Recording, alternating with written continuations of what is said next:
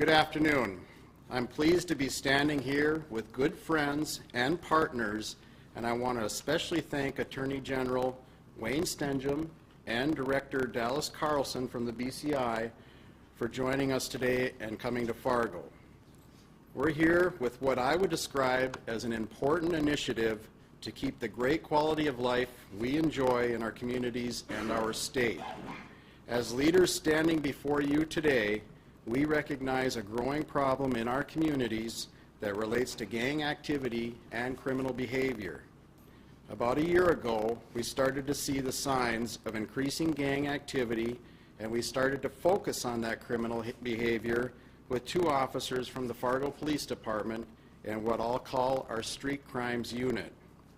As we began to build cases and intelligence on that gang activity, we soon realized this activity was more than what we first realized and extended into the communities that surround us.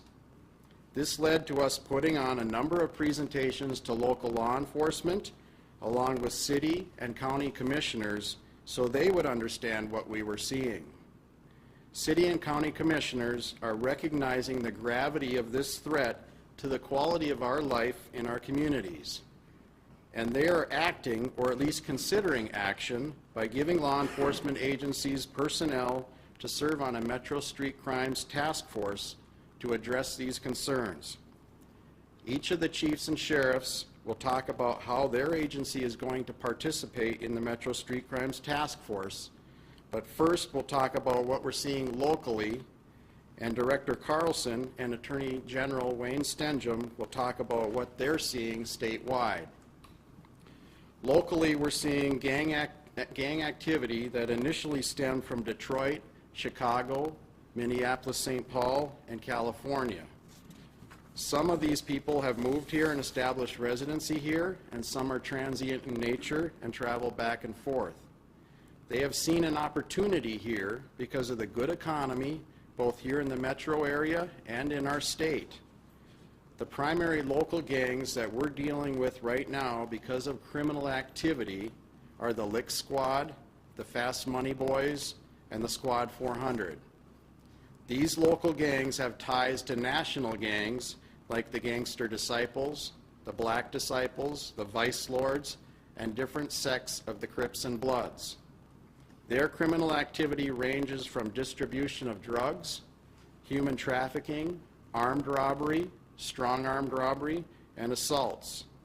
Their criminal behavior has a direct effect on the quality of life that we have in our area, and we have to try to intervene and eradicate that behavior while we still can.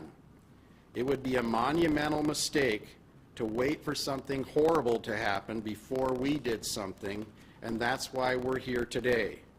I'll now let Sheriff Laney talk about another type of gang activity we're becoming increasingly concerned with also. Sheriff Laney? Thank you, Chief. In the past few months, we have received information from a number of sources that have advised us that the Outlaw Motorcycle Gang, or OMGs as we call them in our world, the Hells Angels, have put area motorcycle clubs on notice that they intend to establish Fargo, Moorhead, and West Fargo as their area of influence. The Hells Angels are a 1% motorcycle club, or MC, as we refer to them. There is currently a 1% OMG operating in this region. They are the Sons of Silence, and they are bitter rivals of the Hells Angels. The Sons of Silence have a number of local support clubs. The largest include Silent Thunder and Solid Brotherhood.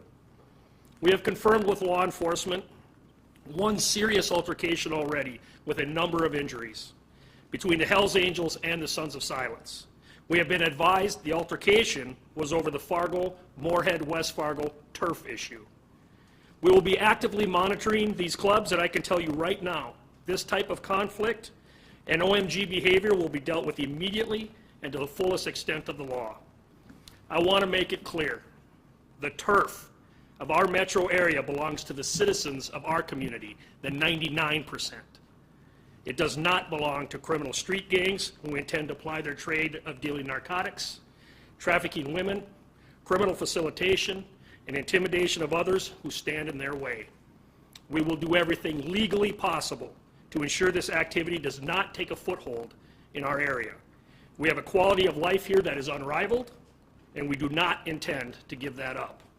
To put it into their street terms, this is the community's turf.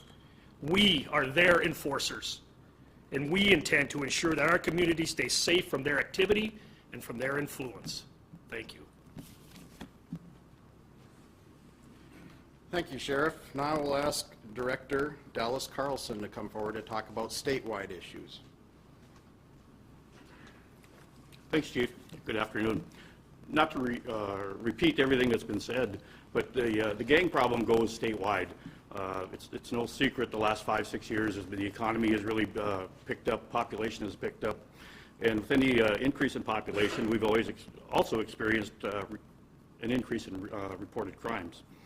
What we're seeing, particularly I'll speak in the western part of the state, is California, Bakersfield area gangs. We're seeing the motorcycle gangs. They're involved in identity theft, human trafficking, organized drug trafficking, and other large organized theft rings. And this is occurring not only in Williston and in Dickinson and Fargo. You could pick any, what we want to call middle or major sized city along with our reservations, and they're present at all these locations, probably to a larger number than we wish they were here, obviously. These gangs and individual members have been identified through day-to-day law enforcement contact. It's been traffic stops, it's been interviews that come about by other investigations.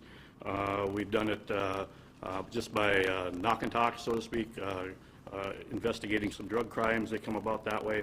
But the majority of our people of the gangs have been identified through other law enforcement means. Law enforcement in North Dakota has always worked very well together. This task force being put together is an example of how we really need to get together, work as one unit, put all of our assets together, hit the problem head on, and do it as a group rather than individual agencies. But as I said, not to repeat everything that's been said, we are seeing this statewide. It's a statewide problem. It's not an isolated issue in pockets of the state. We are unfortunately seeing this as a statewide problem. Thank you, Director. Now I'll ask the Attorney General to come forward to make some remarks. Thank you, Chief, and all the other law enforcement agencies that are here, and especially in the audience and the media who have realized that this is an extremely important issue, and your attendance here today, I think, indicates that. We have known for quite a while that well-established gangs have begun to operate in North Dakota, not just in the Bakken of western North Dakota, but here along the Red River Valley and all across the state of North Dakota. Where there are gangs, there is drug trafficking. Where there is drug trafficking, there is human trafficking, and we are seeing both of those here in the state of North Dakota. I have asked, as a result, the legislature to approve an additional 9 BCI agents and 3 criminal intelligence agents to work on a number of these issues all across the state of North Dakota. One of the critical parts of this whole puzzle is the North Dakota State and Local Information Sharing Center, or SLIC, which is part of a nationwide network of law enforcement intelligence agencies that gather, analyze, and share information about gang and other criminal activity and crime trends with local, state, federal, and tribal organizations. And this is critical because for years, every local law enforcement agency was conducting their own investigations, accumulating their own intelligence, their own information, but there was not a system in place whereby all of that information could be collected, analyzed, and then disseminated. The SLIC Center that has just been operating now for 2 or 3 biennia in North Dakota is providing critical and very important information to local law enforcement center. We had some of the individuals who you see up in front of us come over and take a look at the SLIC Center that operates in Bismarck, and I think that they were impressed with the kind of information that is available, and we think that it's critical that we be able to get that information out to gather and disseminate tactical intelligence all across the state and the same information from other states. The one thing that we have learned and that needs to be emphasized is that criminal gang activity And those engaged in those activities don't respect jurisdictional lines. They don't care about city limits. They don't care about county lines. They don't even care about state lines. And that means as we react to this as law enforcement, we have to have a system in place where the information is gathered and it is shared all across those jurisdictional lines. That's what the SLIC Center has done. We have a fully operational center there, but the information coming in now, not just because of the gang activity, but also terrorism and other things, is a phenomenal amount of information. And with great technology, we're able to analyze it and get that information out. That's a critical part that we can play on the state front. The other critical part is that we need to emphasize, as everyone up here has, that law enforcement has to work together. And that means state, local, and federal agencies need to work together. And so we have BCI agents here in Fargo that will be dedicated to participating in the strike force that the chief mentioned. And I think that it's critical that we have those. It's also critical that we have the additional staffing that I'm asking for in our office so that we can respond to this on a statewide basis.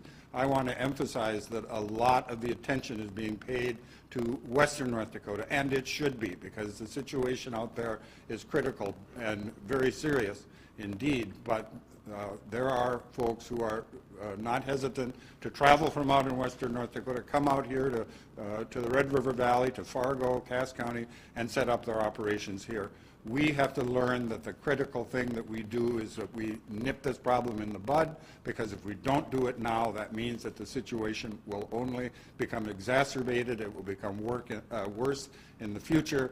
And so we want to be active participants in the program that is being developed here in this region and across the state of North Dakota. Congratulations and thank you to all of the folks that you see up in front of you here for your willingness to take the lead and spearhead this entire effort. North Dakota has been and needs to continue to be one of the safest states in the nation, and in order to do that, we need to make sure that we have properly trained, adequately equipped, and well-informed law enforcement officers. Thank you.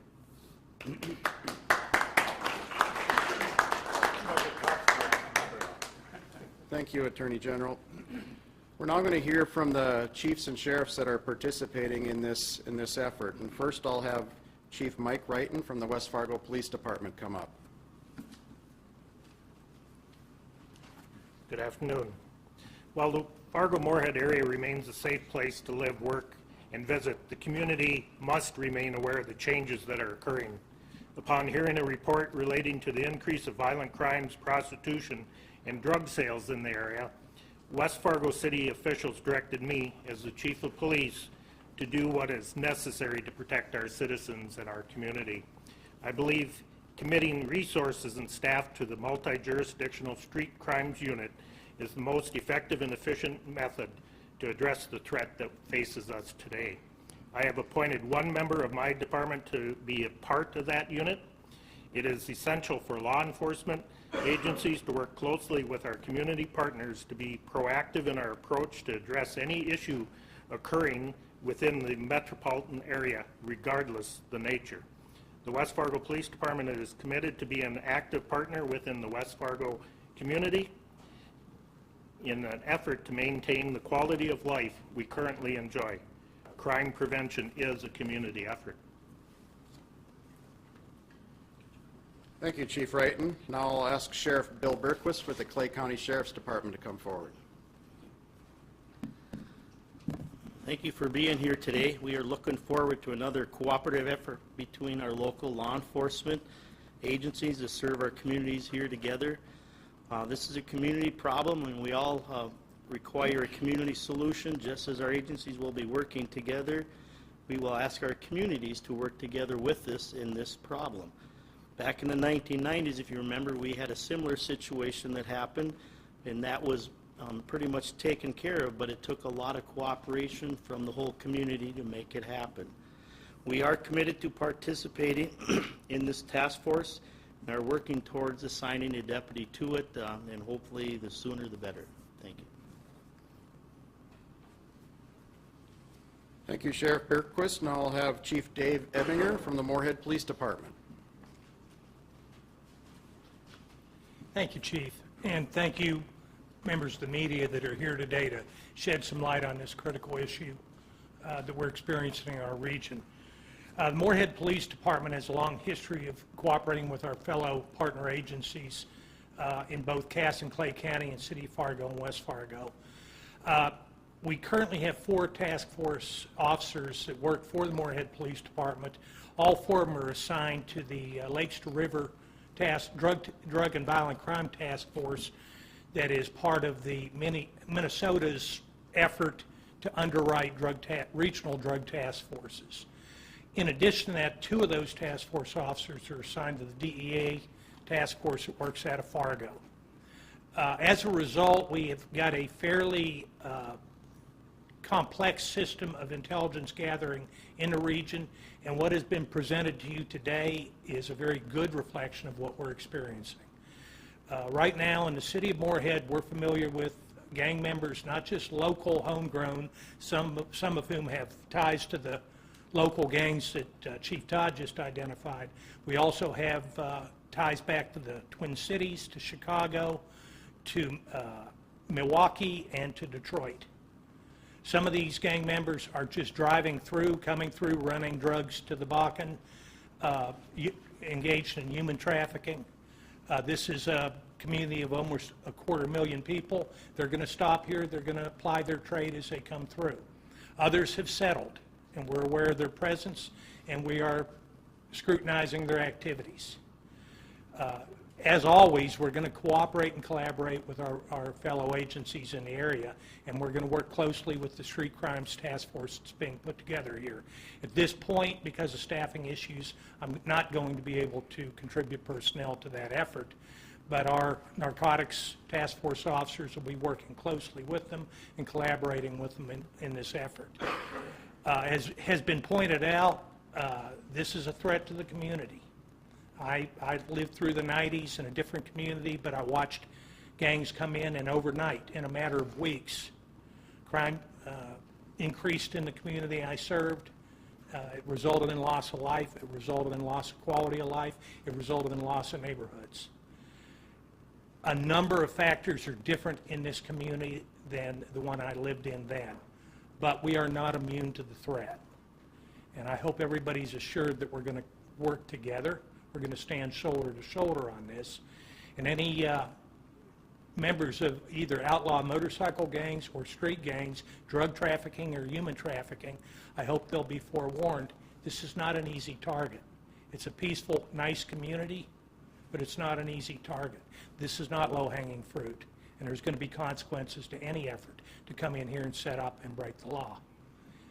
As long as we have partners, or I have partners, like the gentleman behind me, I'm confident we're going to be able to deal with any issues that come our way.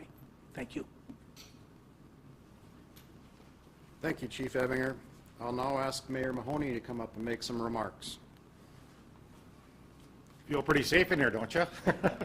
Got all these guys around us. This came to me, Mr. Pipcorn looked at the gang-related things going on in the community, and Dave brought this to my attention, Pat Zavro as well, and then we decided we needed to do something about it. And that's where we reached out, and Attorney General's office has been very helpful to us. When we went to the Attorney General's office, he well understood what the issues are out there and what needed to be done. I want to thank Chief Todd, because then he reached out and we have this great cooperative effort, because we said, how are we going to handle this? This isn't some just for our Fargo Police Force. This is something that's in regard to coordination. We're going to have to get information, intelligent, you call it intelligent police, right? And we need that intelligent police where they have the information they need to have and then can do the things that have to be done. The third part of this, which I think you all have talked about a little bit, is community involvement. In order to make this work, we have to have the community reach out and help us out as well. So what will make a police force successful is our community, if it embraces this, our strike force reaches out there and handles the issues that need to be handled, but you as citizens as well are part of this. So I think Chief Dodd has done a great job at this. He's going to make the closing remarks, and we very much thank you for making time to come over. I know it's a busy legislative session, and I think that you would say if they would give you your budget, this trip was well worth it? That's right, okay. So we'd like to support him in his efforts to get his budget, because part of that is we're putting some people in this town, rather than out in the western part of the state, to help us with this effort, and we think that's great news for our community. Chief Todd? Thank you, Mayor Mahoney. So as you can see, we're taking this initiative very seriously, and we recognize our community, although it's a very safe place to live and raise a family, it's at a little bit of a tipping point here regarding criminal gang activity. So here's our call to action. Either we get on top of it now as a team and address criminal gang behavior, or it will incrementally increase and the problems and public safety issues will increase with it, and therefore decrease the quality of life that we enjoy now. We need our community to understand the importance of their part in reporting things they see or suspect as gang-related activity. In other words, if you see something, say something. Call us, use our tip line. We want to be aggressive and proactive in addressing this gang-like behavior. Thank you for your time. We'll take any questions that you have.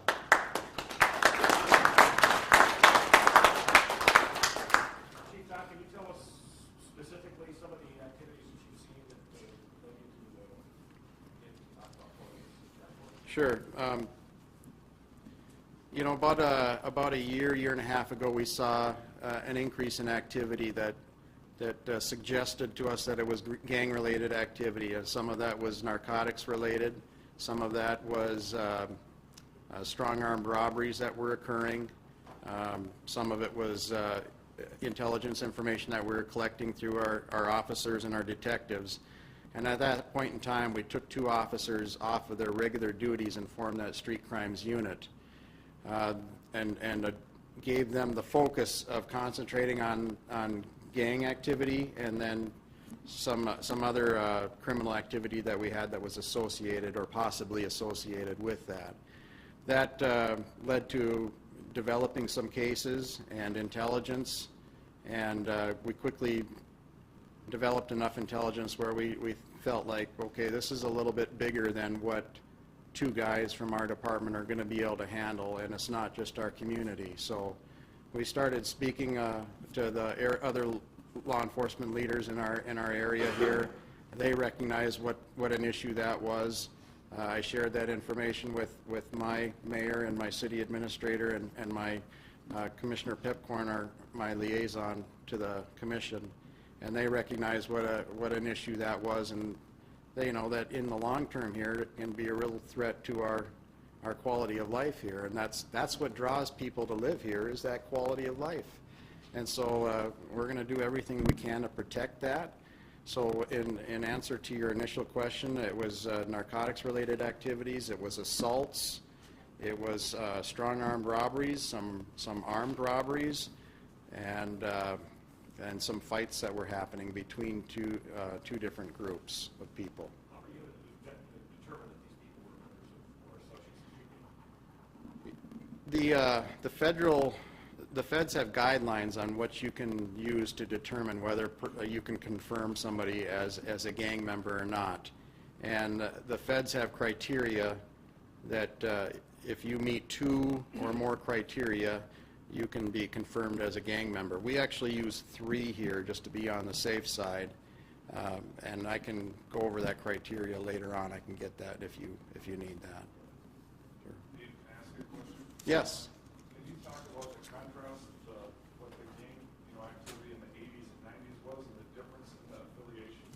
Sure. Of what they are now? That's a great question, because it has changed from the 90s. We had gangs that had some real structure to them, and usually they were race specific, like Hispanics or African Americans or whites, and they didn't mix. And today we're seeing what we almost call kind of a hybrid gangs. The races are mixed in these gangs. And in fact, where you might have a gangster disciple and a vice lord where if they ran into each other in Chicago, might shoot each other. Well, up here, they've come together and formed their own little gang and named it something else. So it's kind of a hybrid of what we're seeing. And if we knock one person off through criminal prosecution, even though in the 90s they might have been the top guy, we don't see that structure in today's gangs. They quickly fill in whoever needs to take that spot, and they move on. Yes? I know Countryside Trailer Park was mentioned a little bit earlier today, but what are some of the specific areas here in town that you guys have seen some of this increase in? Well, things move around from place to place in the city, but you are correct. Countryside Trailer Park is a concern, and some of those neighborhoods around there, around the community homes, Countryside Trailer Park area, are a concern and have been a focal point for us. But aren't the only places in town. When I talk about those areas, 98 to 99% of the people that live in those areas are good people, and we owe it to them to saturate those areas with our street crimes unit, with our patrol officers, with our detectives, to protect that 99% of the people that are decent, hardworking people that live there. And so I want to be careful about branding neighborhoods, because it's a very small element that sometimes come into those neighborhoods and operate, and that's what we have to address. Yes? How many full-time officers are you going to have on this? I mean, we heard, one here, one there, but we have a hard number there. Are they full-time? And on last part of that question, are they hitting the street immediately? Is this going to phase in over a course of weeks, months? That's a great question. Of course, I talked about how we started our 2 people last year, really about this time last year. And, after we started developing the cases and then information, and I started doing those presentations, Sheriff Laney then got his commission to come up with 2 people. I think one was an additional person and one was personnel they reallocated. So there's 2 from the Cass County Sheriff's Department. Chief Wrighton came up with a person where he got from his commission. Sheriff Berquist is working with his commission on a person. So we could be looking at about 6 officers that will work this full time and address that criminal behavior full time, whether it's gang type of stuff or things that are associated with gang criminal behavior. Yep, the BCI is certainly has let us know that they're willing to jump in and help us anytime that we ask them to. They have an agent that we can call on to come and participate with us also. So I'm sorry, is there a timeline? Well, we're already starting. We started April 1st with our 2 people in the Sheriff's Department. I believe Chief Wrighton has his person coming over about the middle of the month, and then we'll just move on and hopefully accumulate 1 or 2 more officers to help us in that task force. So we're doing a couple of things that will, in the formation of this, I mean, we have to have special deputy status to work on both sides of the river, because this behavior doesn't stop at the Red River. It goes both ways, and so we need the ability for our folks to operate on both sides of the river. So we're working on accomplishing that also. I know in the prior meeting you mentioned some of these people involved in the gangs were as young as 14. Are these gangs recruiting, and what should the community know to watch out for? Okay. Well, I'm not going to get too specific, but when we talk about this the gangs, they're not as visible as they used to be. They don't normally wear colors that identify them, although you will see some of that every once in a while. And we want to be careful here that people understand that what we're addressing is behavior, and the way we're addressing that is through gaining intelligence. We call it, as the mayor said, intelligence-led policing. So we don't just pick somebody walking down the street and go accost them. We are going to talk to people based on the intelligence information we have on what they're involved in. And that might be that they're a confirmed gang member because they've met 3 criteria through us dealing with them before. It might be that they're a suspect in an assault or a robbery. So we're not going to just be stopping people without reason. It's intelligence-led policing. There's reasons why we're going to be dealing with specific individuals and showing up where they hang out, where they're committing their crimes, and addressing that behavior. So should the community be worried that some of these gangs are recruiting? You know, I think it's always good to be aware of your surroundings and what's going on around you, and hopefully by having this press conference, it raises some awareness. If people see something suspicious, we certainly want them to get involved by calling us, not stepping in and intervening, but calling us, the police department, and we'll come and address that. Maybe that will be some questions that happen out on the street, or maybe that'll be information we just take over the phone, depending on what's going on in front of them. Sometimes what you have to do with children is just be aware of who their friends are. I mean, because it's sometimes just as simply being very aware where your kids are. So when your kids get 15, 16, 17, where are they? Dave, your kid just went to college. I mean, what's going on and what's happening with them? But if you're not aware of what's going to happen, those are the kids that get recruited. They're lonely, they have different issues that are going on in their life, and they just get sucked into somebody cares about them. So a lot of times it's a public awareness of what's going on, talk to your kids, find out what's going on, see what's going on in their lives. And that's a real important, we put that out as a public service announcement, is you get to know what your kids are doing and see what they're doing to help them out a little bit. But it's also that we're depending a little bit on the community to help us out as well in some of these areas. I just want to emphasize one thing. He did talk about we verify that people are part of gangs. So I was teasing him about it, you know, if he could tell I was in a gang or not, you know, and what would he do. So there's certain criteria that they have to go by. So they don't profile people or go after people. It's that you are literally a criminal, and they know that. And our police forces do not go after just random people. They go after people that they're well aware of. Chief Todd or Sheriff Laney, how about the schools? Are there concerns of gang members in schools? And that maybe is a perfect question, because I asked Dave if I just step up for a second and kind of address that, and that's kind of ties into what the mayor just said and what Chief Todd just said, and what I wanted to kind of explain a little further. When you look, when you talk about the 90s, three of us here in the room, myself, Captain Mitch Burris here, and Chief Deputy Matt Shiro back there, we were three of the four gang guys back in the mid-90s. We're just old now, so we have to hand off the torch. But one of the things that we found was the biggest learning tool for us was that education, and a big part of where we talk about the community and why the community needs to come together, because we as law enforcement cannot do it by ourselves. And your question is right on with that, and is exactly what the mayor said as well, is know where your children are at, know who they're hanging out with.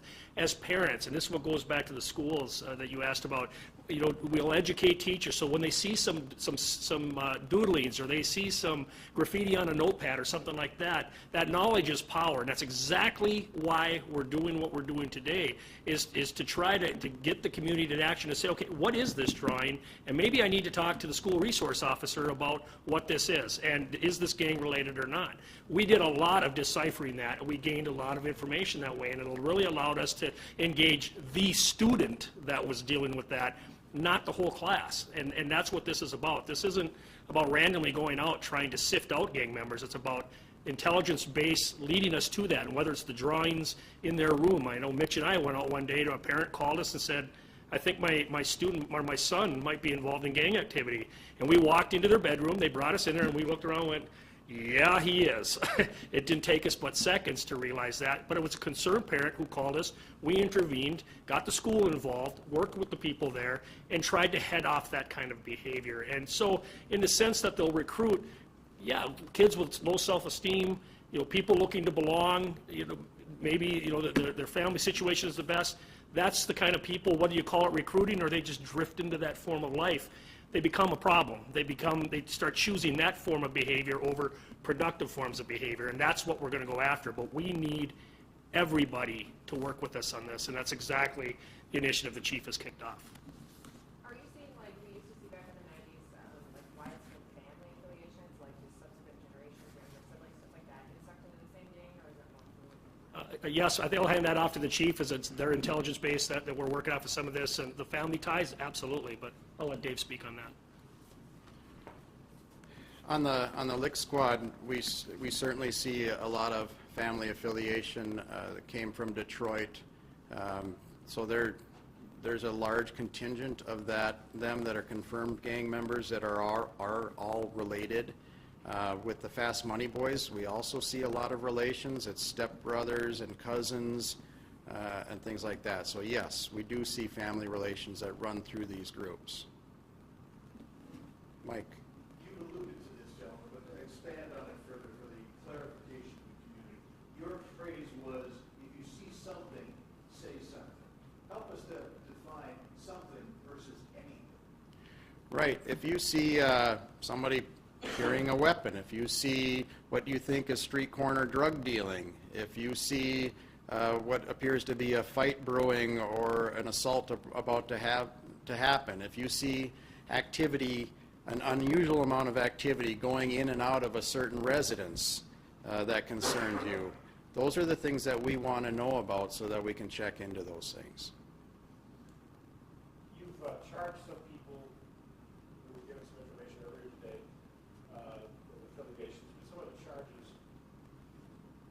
not even felony, driving charges, that they do, but maybe I should address this to you, the Attorney General. I think there might be some concern among law enforcement. We might not have the laws tough enough to handle some of these offenses. Is there anything that should be changed, enhanced? Is there time in the session? We have not that law. When the gang problem started that was talked about earlier in North Dakota, and I chaired this interim committee, adopted some very forthright and substantive gang-related statutes. And so I think we have the criminal statutes and the definition within our law that are designed and will cover this kind of activity. And of course, it needs to be emphasized, we don't target individuals, and you have to have probable cause, and only people who are engaged in a gang and are committing criminal offenses are subject to any of the things we're talking about up here. But I think with respect to the statutes in the state of North Dakota, I think they are sufficient. We always are watching and seeing if things need to be tweaked somewhat. I want to give a shout out to my friend, the State's Attorney Birch Burdick, who is here, because it's one thing to arrest all these folks. It's another thing to make sure that we have adequate resources to make sure that prosecutions happen, and they're very proactive here about doing that kind of thing. But as far as the statutes in North Dakota, I think that we have what we need. What we need are the resources to make sure that we're dedicating to getting in on the problem up front. Yes, ma'am. You guys have mentioned this has been going on for more than a year. Have you guys looked into the possibility that the death of Thomas Peterson was gang related? You know, we stay open to all those possibilities, and certainly we try to vet those possibilities through our investigations, but we don't have anything that leads us to believe that at this point. Karen? Are weapons, are we seeing an increase in weapons? Yes, unfortunately. I mean, some of the, when we kind of got started out on this, we were seeing a lot of BB guns and pellet guns that were replicas of real guns, meaning if you looked at them, you couldn't tell the difference if they were a BB gun or a 9mm firearm. Now that's progressed into the real firearms, the real handguns, and now through some of the latest incidents, we certainly are seeing a couple of assault rifles that have been involved in this. One of our investigations took an AK-47 off the street, and we intervened in the purchase of another assault rifle that somebody was trying to get. So we are seeing some of that too, which is really concerning to us. Could you just sum up your message to the people that might be involved in this activity? Well, if you're involved in this activity, we already know who you are, and if we don't, we're going to know who you are very shortly, because we're going at this head on, and we're going to come and find you. We're going to be where you're doing your activity. We're going to be where you live, and we're going to be in your face, because that's the only way we can stomp this out, and we have to stomp this out now before it gets out of control. Thank you very much for coming, folks. Appreciate your time.